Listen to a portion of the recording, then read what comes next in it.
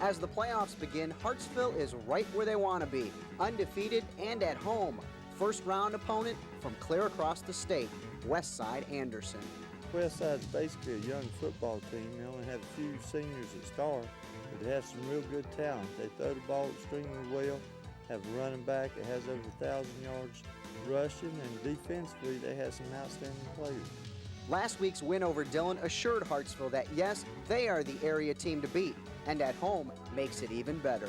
After a big emotional win last week, our fans should be back in the stands again, and they certainly supported us last week, but it'd be a big plus to have that hometown crowd for the first round of playoffs. Speaking of last week, Dillon got beat up. With quarterback Theo Baker already out, Eric Hargrove called the plays, but he's been moved back to running back. That's because top back Stan Manning is out from an injury sustained last Friday, so the Wildcats will rely on their nasty cat defense. Also on the road Friday, South Florence. The Bruins put their 8-3 record on the line at North Augusta.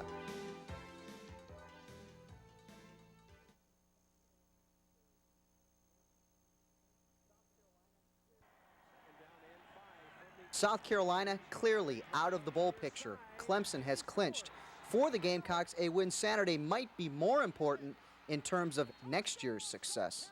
I think the win at Georgia may have been a result of the confidence that was carried over from last year's ending of the season, and we ended up with a win over Clemson. But last year, a bowl berth was out of the picture early. This year, that goal just ended, and some excitement is gone. Following Saturday's loss, Steve Tannehill said, "I know the Clemson-South Carolina thing is really big around here, but it's going to be tough for everybody to get motivated." For South Carolina, 1993 has been a disappointment. In the past, a win over Clemson would heal all wounds, but with such high expectations this season, this game might just be a consolation. I tell you what, I'd rather win the SEC championship and get beat by Clemson than vice versa. And sometimes that's not necessarily how the people in the state feel. I think what it's saying, since we're in the SEC, is we're playing a number of big games, probably more big games than we played in the past, but there's none go any bigger than the Clemson game. We've got to always maintain that focus while we're at South Carolina. However you look at this game, it's an important one for head coach Sparky Woods. In Columbia, Ken Slats, 15 Sports.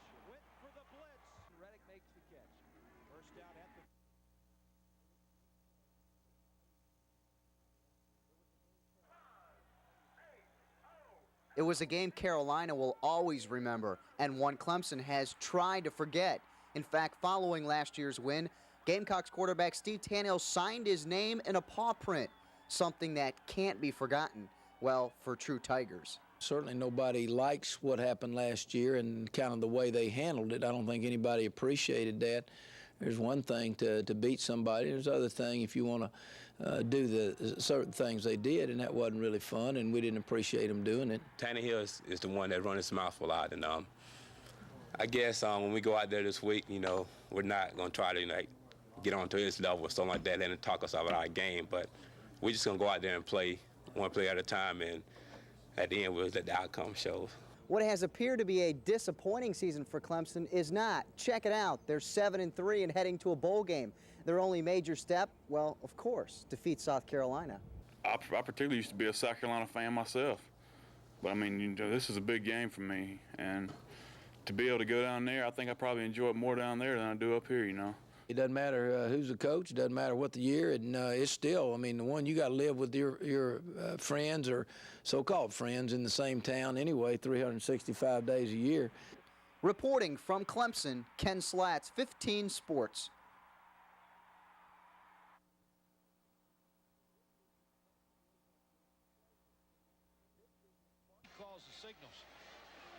This season, Sparky Woods has moved closer to the unemployment line. Mike McGee took over as athletic director 1 year ago, and he didn't give Sparky a bail of confidence. Saturday's game against Clemson might be the last straw. I believe in life there's internal things that you have control over, and there's external things that you don't have control over. I want to make sure we control the South Carolina football team. The bottom line, you have to win games, and the harshest critics of football, the fans. They have a lot of great things, the beach, the great weather, but They use football as an outlet, I think, and if they don't have a successful program, well, let's fix it. And the first finger they point is at the coaching staff, I imagine. At Clemson, the story is a bit different. They have a winner. It comes down to money. Wpde membership has gone down significantly. Is some of the excitement of playing here in Death Valley gone? The Tigers lost just one game this season, but one reason Ken Hatfield is taking heat is poor attendance figures, meaning empty seats. Clemson lost nearly $1 million this year compared to 1991 figures when the Tigers played the same amount of home games. To some, Ken Hatfield is to blame, but he doesn't want to talk about it. Read my lips. We're playing South Carolina this week. How about focusing on South Carolina this week? Next week we can talk about something else. Oh yeah, Carolina hosts Clemson Saturday at 12:30. Ken Slats, 15 Sports.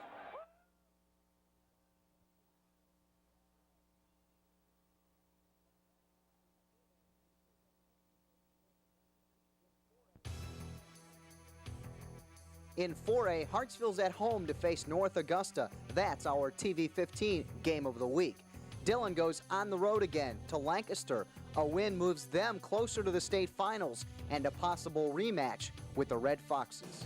Hartsville's definitely going to be there. They're going to be one of the teams in the state championship game. Hopefully we'll be that other team. But, you know, we still got 2 football games to play against 2 outstanding football teams. And, you know, the bottom line is we're going to have to beat Lancaster to even have a chance or even think about that. In 3A, Myrtle Beach goes to Buford. Both teams are 8-4, but the Seahawks have won 7 of 8. Cheraw looks strong as ever on their quest to Columbia. The Braves host 10-2 Strom Thurmond. In 2A, Mayo faces Woodruff, and the Golden Bears hope to spoil legendary coach Willie Varner's run for yet another state title. He's out to prove that he still can coach. Once you'll be around for a long time, people begin to doubt you. He wants to win another state championship, and we feel that we must stop their running game in order to win. Now to 1A, defending lower state champion Lakeview hosts Johnsonville. The Wild Gators have lost just 2 games all year, one to powerhouse Dillon, the other to Johnsonville. They got an explosive offense. They got a lot of weapons. You can't key on one person. They got great offensive linemen, great backs, quarterbacks. The defense plays tough. There's no weakness.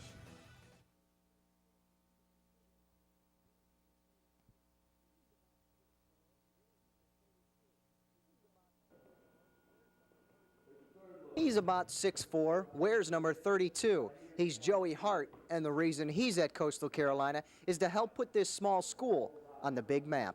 I came here with the idea of going to the NCAA tournament was my main goal. I mean, that was one of the things that swayed me to come here over other schools, and in my first year I was fortunate enough to accomplish that goal. So this year, with it being my last year, I just want us to go back and hopefully do a little bit better and, you know, go out on a positive note. Joey Hart was born and raised in Indiana, a state that, well, Bobby Knight made famous. A few years later, the movie Hoosiers came out. So when it came time for Joey to choose a sport, well, there wasn't much of a choice: basketball. My dad's a high school coach in Indiana, and I can remember playing basketball since I've been about 4 years old. I mean, that's not the only thing I've known, but that's about the favorite thing I've known. Joey, he can play, you know. He's real nice, you know, and he can play basketball real good too, you know. Both Mohamed Acha and Joey came to Coastal via the junior college route. In fact, they played together at Vincennes in Indiana. Well, he's a kid that we saw out the national tournament out in Hutchinson, Kansas. His team was in the Final Four out there, and they played very, very well, and I was very impressed with him out there. And, of course, at the same time, I saw Mohamed Acha. Last season, Joey averaged 11 points a game. This year, the Shawns expect about the same numbers, but even more of his intangibles. Joey's a big key to the team. You know, he's a floor leader for us. You know, he runs the floor. He runs the court. He's like a coach on the court, and I think that helps us a lot. I think he's done a great job with leadership this year. He's really worked hard. He's tried to encourage other players to work hard. He's been very positive about everything we've been trying to do, and he's shown some great leadership. And you know, I think he carries himself with some confidence. I think that also rubs off on some other players. And with confidence comes success. For Joey Hart, a return to the NCAA tournament is a goal, and he knows what it takes to reach that. We all have our team goals, but as far as any kind of number of goals, I just I want to shoot at least 85% from the free throw line, and I mean, I think that's very important, especially if you're a guard. But basically, I just want to do anything I can to help the team win.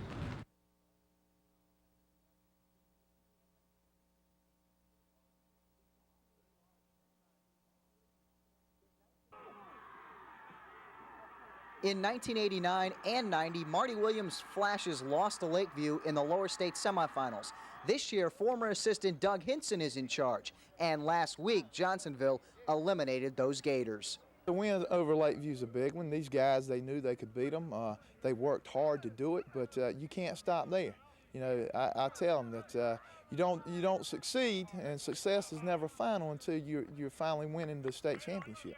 That's the goal all schools set out to accomplish in August. And when you get this far, well, you know, it's real enjoyable to see these guys come so far because they've worked so hard. Yeah, we got good character, we got some good players. And he's utilized his players to the fullest. If you want to beat the Flashes, by the way, only Myrtle Beach has, then stop the run. If we play football, we hold on to the football. That's what we're trying to do. We're trying to establish a running game. You know, we've rushed so far for 4,400 yards. That's our game. If you stop our run and attack, then you stop us. Pleasant Hill will get its chance to try and stop the run tomorrow night at 8. In Johnsonville, Ken Slats, 15 Sports.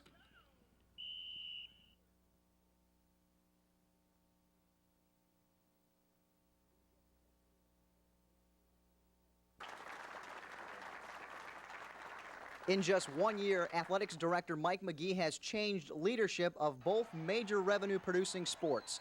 First, the basketball program, now football. Following a careful and thorough evaluation of our football program, which has included conversations with Coach Woods and a number of others associated with the program, I've made a recommendation to our president, Dr. John Palms, that the university seek new leadership and direction for our football program. I have received and agree with the athletic director's recommendation. This was a very difficult decision for him. I believe this decision, for the reasons he outlined, is in the best interest of the university's football program. Like any other Division 1A football program, winning is priority number one. Dr. McGee said Sparky's one-loss record was not the sole determining factor, but it sure was on top. The past 3 seasons, during which we have compiled 3 consecutive losing records, provided the best indication of where our program was heading. 12 victories over the last 33 games and 8th and 10th place finishes in the Southeastern Conference were indicators that our program was not progressing. Dismissing Sparky Woods today means that in 2 days the Gamecocks are left without a head coach when recruiting begins. So that's where Clyde Wren's going to play a major role. The South Carolina native is now in total control of recruiting, of course, until a new head coach is named. In Columbia, Ken Slats, 15 Sports. This week's player profile is brought to you by Shamrocks, for the best in food and good times. In the past decade, the United States has become a hotbed for basketball players abroad. Nigerian Muhammad Acha has used coastal Carolina to help continue his dream. I always have a dream like that, to come down to United States and play basketball, because like when I was in Nigeria, we have a lot of American coaches coming over there, to recruit Nigerian players. So I have a dream like that, to come down here and play. Mohammed played at Vincennes Junior College in Indiana. Sean's coach Russ Bergman was actually recruiting Joey Hart and sort of reeled in Acha. Mohammed wasn't hard for me to catch him, that's for sure. As far as him being a great player, that was easy to figure out at the National Junior College Tournament. Of course, I liked Joey Hart, and we were fortunate to talk Joey Hart into visiting, and on the visit, he said that, how much do you like Muhammad? I said, well, we like him a lot. And he said, Muhammad and I are good friends. Maybe, I could help you talk him into visiting. And I said, I'll come down here for a visit and see how the weather is, So when I came down here, I saw the weather, from Nigeria. I'm from Nigeria, and the weather down there is like real warm down there, So when I came down here, I like the weather. And Acha says the weather is perfect. In fact, he's helped heat things up for the Chants. Last season, he averaged 15 points a game and set a school record by blocking 51 shots. He's our enforcer at times just because of his athleticism. He can intimidate some opponents, and he always has that kind of air of excitement about him because anytime he might do something that you're not going to see a lot of times, you know, at the college level, just with his athletic ability. Coastal Carolina is again picked to win the Big South. One reason, that guy, Mohamed Acha. He's a world-class athlete, and he can hang with the best. You know, there's few and far between like David Thompson and Michael Jordan and those type people. Dominique Wilkins, no question he's a world-class athlete, and he has a vertical of about somewhere around 42, 43 inches. He can do things that I'm not even sure he knows he can do because, you know, there's times that I've thrown the ball up to him when I don't think he thought he could catch it or I thought he could catch it, and he just went up and got the ball, you know, and dunked it in. What's next after college for Mohamed Acha? I don't really know right now, but I like to, you know, further my basketball career again, you know. So when I finish from here, maybe if I'm lucky, I might go somewhere and play, you know. This week's player profile has been presented by Shamrocks. For the best in food and good times, it's Shamrocks, 2510 North Kings Highway, across from Myrtle Square Mall.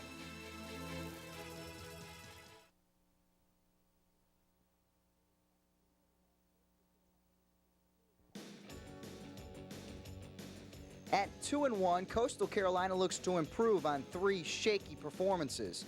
Overshadowing the in-state battle is the importance of a plain old W. You know, it's important as far as giving us it would give us some great confidence if we could beat a Division I on the road with this new team. There's no question South Carolina is a good basketball team. It's going to be a very big game for us and a tough challenge for this basketball team. And They like to beat us 30 points if they can. And, you know, we obviously don't want that to happen. We don't want them to beat us by 1 point. We want to go in there and we want to battle and we want to come away with a victory. This is a big opportunity for Coastal Carolina. It, of course, is the first season that the Chants are independent of the main campus in Columbia, so the Chants want to prove that they are the best in the state. Us being the only team that's been to the tournament in the last 3 years, we know that we feel that this game will prove that we feel we're one of the best teams in the state of South Carolina. And coming with this win, playing USC this weekend, we can get this win. We feel that we've proven that point. Saturday, we will find out if the Gamecock can still outduel the Chanticleer.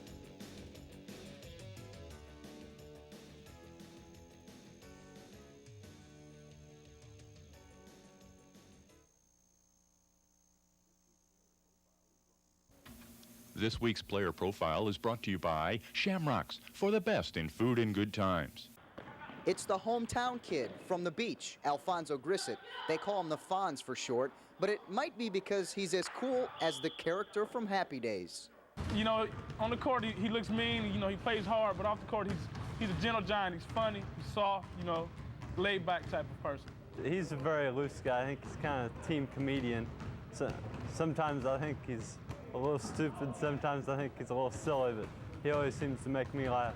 He's a great kid to work with. He's always pretty cheerful and always got a joke or a smile to crack or something, so he's fun to have around. Alfonso played both ways for Myrtle Beach High School's football team, but he was just a bit more talented inside the gym. That's why he chose basketball and Coastal Carolina.